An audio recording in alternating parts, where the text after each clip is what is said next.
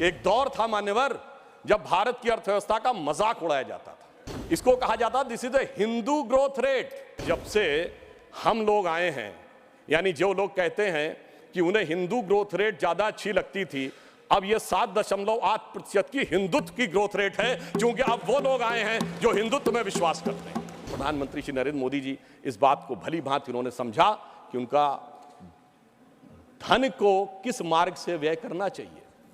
मैं कोट करता हूं, हमारे धर्मशास्त्रों में कहा गया है, धनात् धर्मः तथा सुखम। धन वही सुख का कारक होता है जो धर्म के मार्ग से व्यय होता है। यानी जो जिसका धर्म है उसको सही दिशा में, गरीब के लिए, विकास के लिए। मगर क्या बताएं मान्यवर, जो लोग धर्म के समूल नाश का संकल्प लेते हो, उनके लिए जो संपत्ति है वो भी विपत्ति बन जाती है और वो सुख कारक बनने के रास्ते पर नहीं चल पाती है। परंतु मैं कहना चाहूंगा कि मोदी जी के नेतृत्व में उन्होंने जैसी युक्ति बनाई है, उस कारण से जो आर्थिक विपत्ति थी वो अब संपत्ति की तरफ बढ़ती हुई नजर आ रही है। अब यहां पर मैं एक और बात भी कहना चाहूंगा मान्यवर, कई बार लोग ये कहते हैं कि साहब आप लोग आर्थिक विषय की बात करते हैं, मगर मैं ध्यान दिलाना चाहूंगा कई बार आर्थिक विषयों की बात करते करते लोग किसी दूसरे विषय पे चले जाते थे। मैं ये याद दिलाना चाहता हूं, एक दौर था मान्यवर जब भारत की अर्थव्यवस्था का मजाक उड़ाया जाता था। क्या कहा जाता था? ये 2% से ऊपर कभी ग्रो ही नहीं कर सकते। इसको कहा जाता this is the Hindu growth rate. ये कह के हमारा मजाक उड़ाया जाता था कि ये कभी 2% से ऊपर ग्रो नहीं कर सकते मान्यवर। मगर जब से हम लोग आए हैं, यानी जो लोग कहते हैं कि उन्हें हिंदू ग्रोथ रेट ज्यादा अच्छी लगती थी, अब ये 7.8% की हिंदुत्व की ग्रोथ रेट है, क्योंकि अब वो लोग आए हैं जो हिंदुत्व में विश्वास करते हैं। और मैं ये भी एक याद दिलाना चाहता हूं, इसे कोई संयोग माने या दैव योग माने, मान्यवर जब भारत स्वतंत्र हुआ, इस बार की दीपावली के लिए मैं एक और बात भी कहना चाहूंगा, एक नया परिवर्तन भारत का जानते कैसे आया? ये सब कुछ जनता के सहयोग, समर्थन और मोदी जी की युक्ति के साथ तो हो ही रहा है। एक नया स्वरूप भी भारत का उभर रहा है। वो क्या है?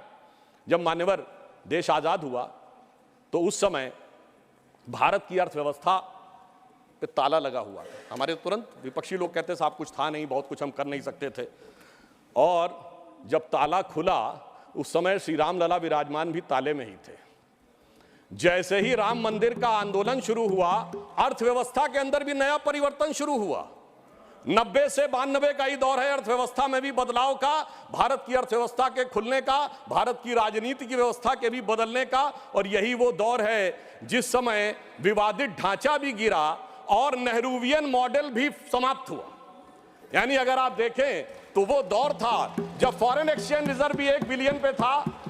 परंतु मैं ये याद दिलाना चाहता हूं, कुछ लोग लगेगा ये तुलना है क्या, तो मैं ये भी याद दिलाना चाहता हूं, उसके बाद एक बड़ा दौर आया जब 2003-4 में, आप याद करिए, हम करंट अकाउंट सरप्लस कंट्री बने।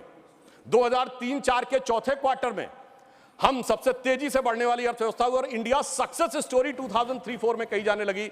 यही वो दौर था जब खुदाई हुई और 70 खंबे निकले थे, जहां से साबित हो गया था कि श्री राम लला विराजमान के पास ही वो मंदिर है।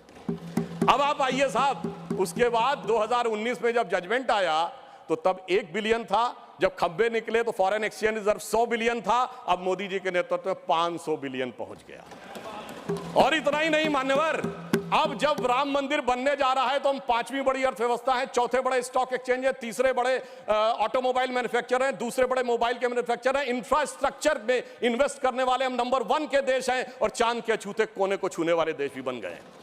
और अब अगर आप देखें तो हम G20 में सबसे ऊपर बढ़ते चले जा रहे हैं।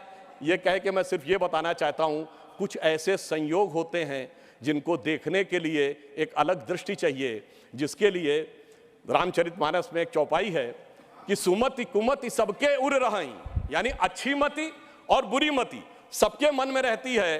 नाथ पुराण निगम यह कहीं, ये पुराण और उपनिषद ये बताते हैं। और जहां सुमति तहां संपत्ति नाना, जहां कुमति तहां विपत्ति निधाना।